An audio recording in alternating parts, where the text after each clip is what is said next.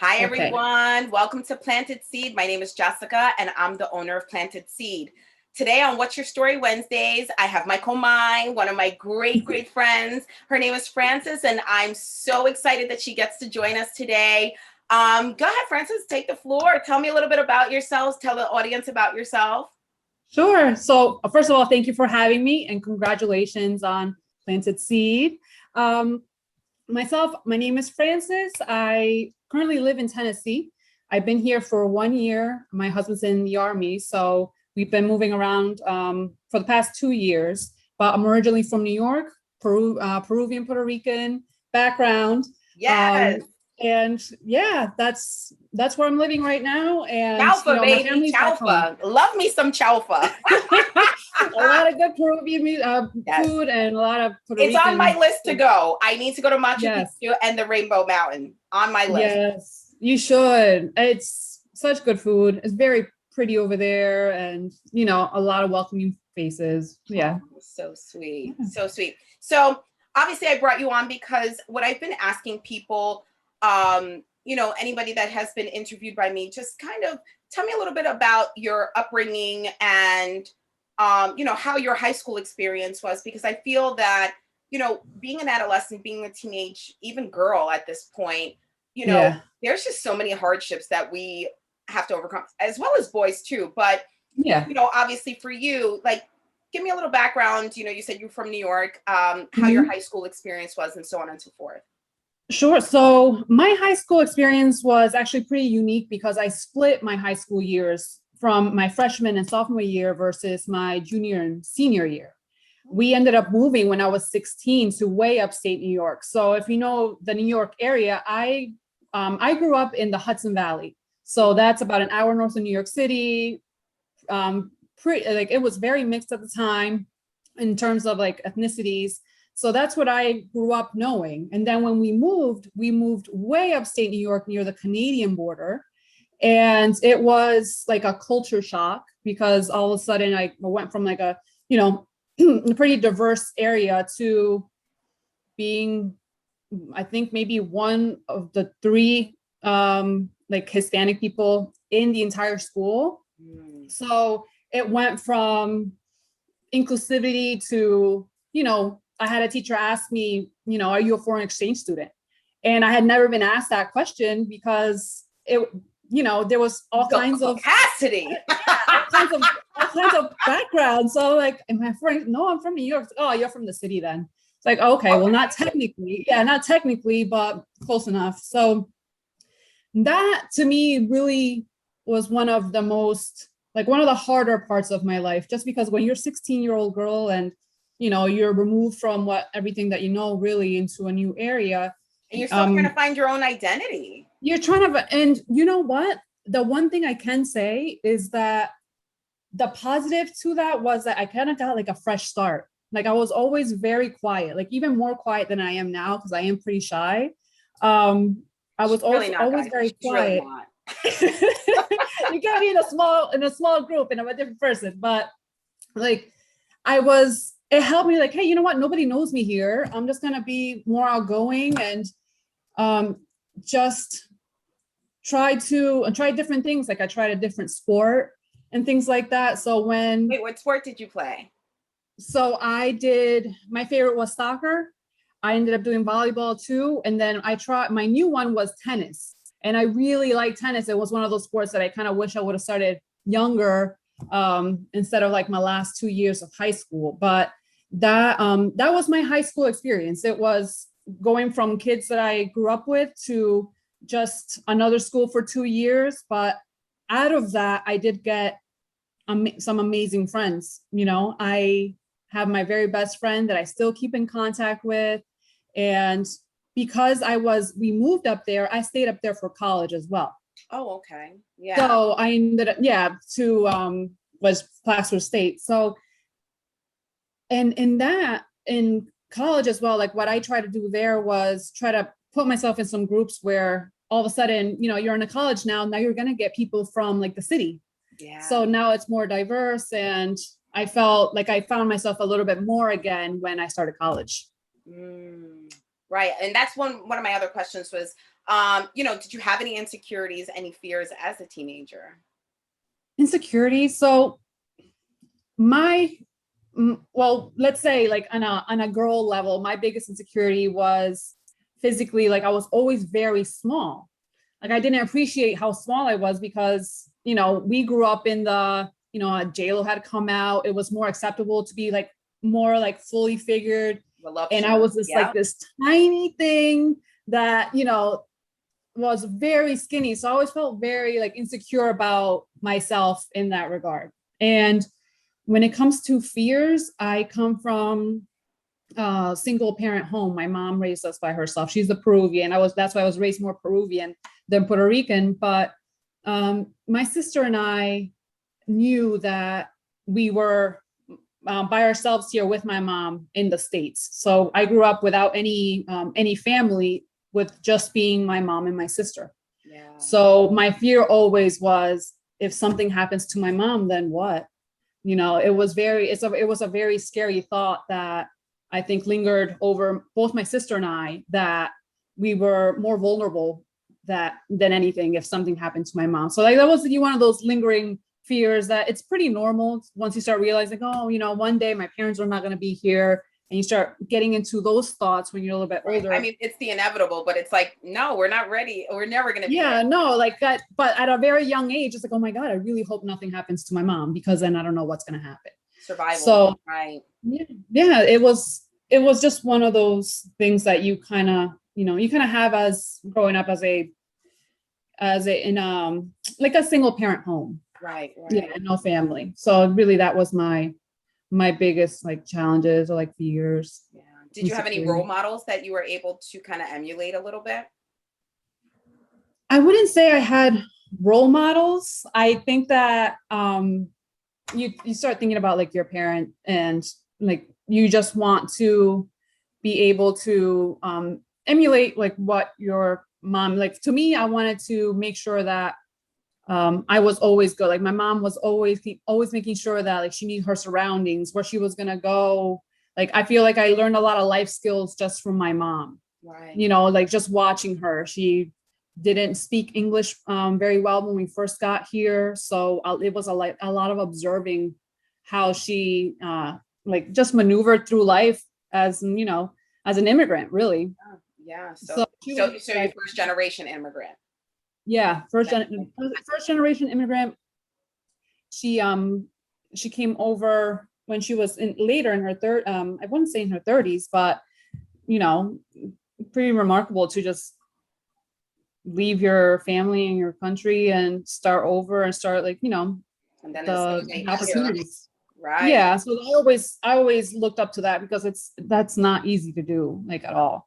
No. So it sets the tone, like, hey, you know what?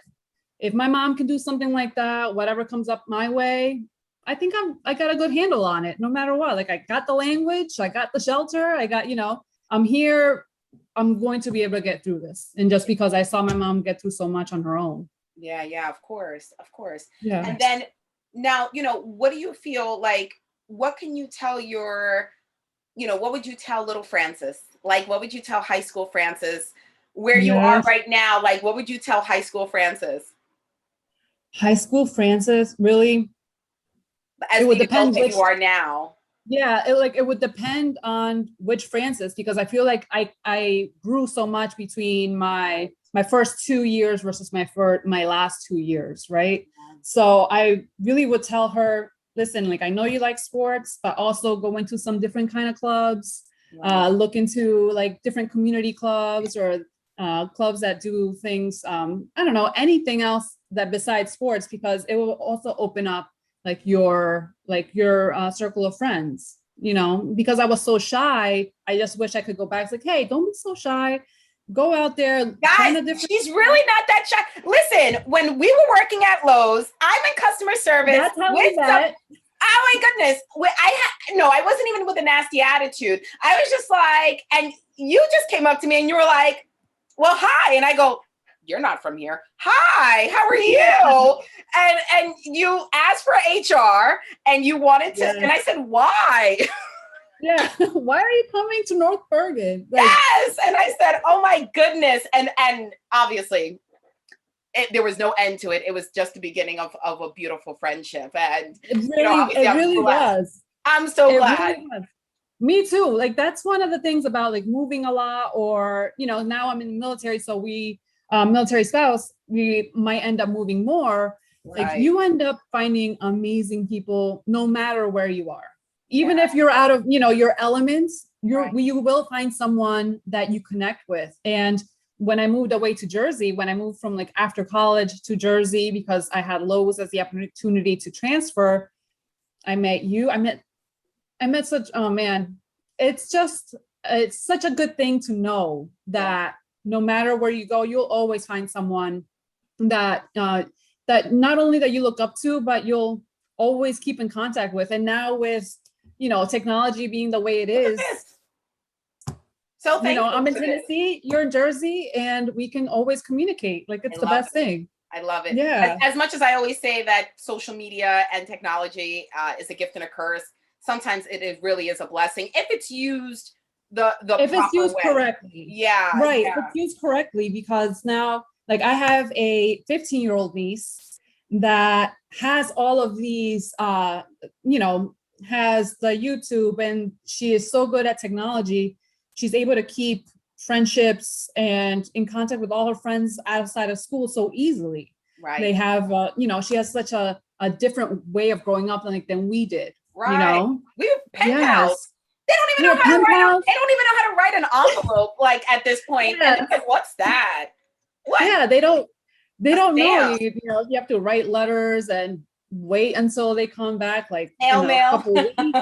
Yeah, a couple of weeks maybe, and now everything's instantaneous. Yes. The one thing I noticed though with today's youth, at least from like the perspective of my niece, is that there's so much more because of technology. So there's so much information out there. Yeah. It does help with how much they're so much more aware of like social issues and even environmental issues. My niece is very much into like thrift shopping and not using like, fast fashion is what they call it, right? It's, you use stuff, throw it away, Right. At such a young age to be so conscious, it's pretty cool to see. And you got to thank technology for that, but you definitely need to be able to moderate it so you don't step into like that evil part of, social media. Right? They used to the dark web. Remember the evil dark web or whatever.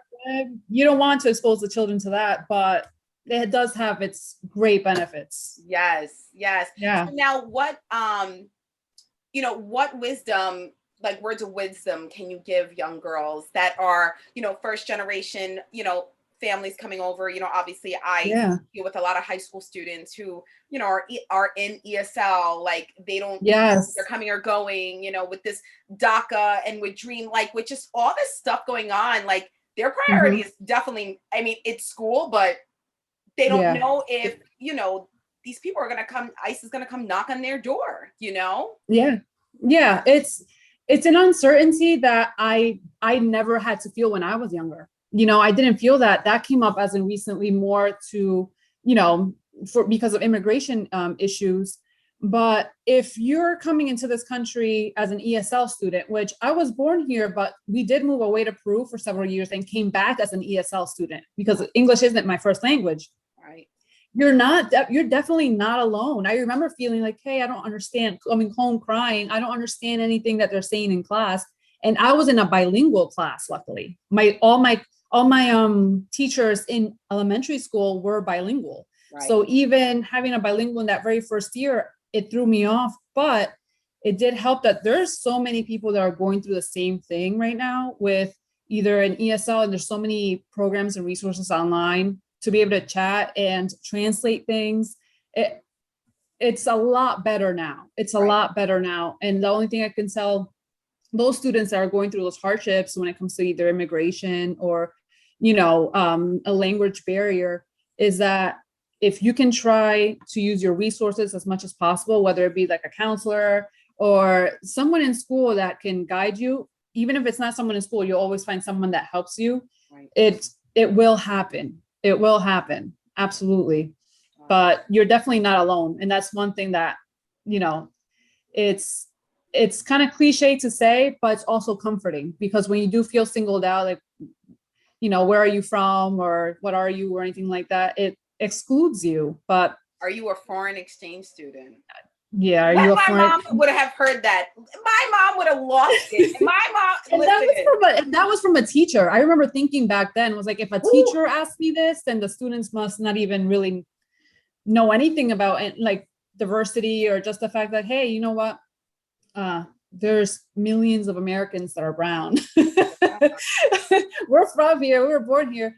We just, we have different backgrounds. And I think that's what they were lacking, is that most of it's really ignorance. It's that they weren't exposed to different kinds of different people, anything like that. So their first thought is like, oh, well, if you're not white, you not even be from this country. So I remember thinking like it's coming from ignorance, but of course there was a lot of instances of like racism up there too. So it's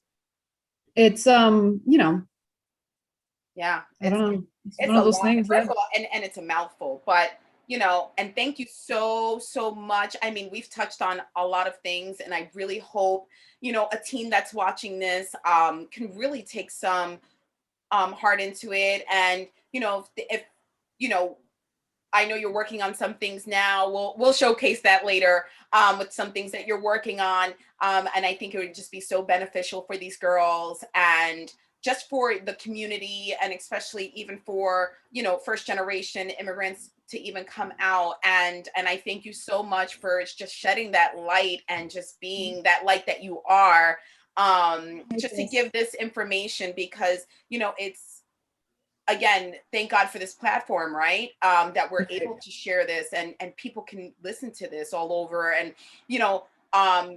make sure you subscribe to our YouTube, because it's also going to be on YouTube. And check out our website, planted seed, planted-seedgroup.com. And then you can also check us out on Instagram at Planted Seed Group. And yeah, thank you so much. And thank you for having me. And I love it. I can't wait to go back to Tennessee. I'll tell you. I gotta go meet with you and Demia.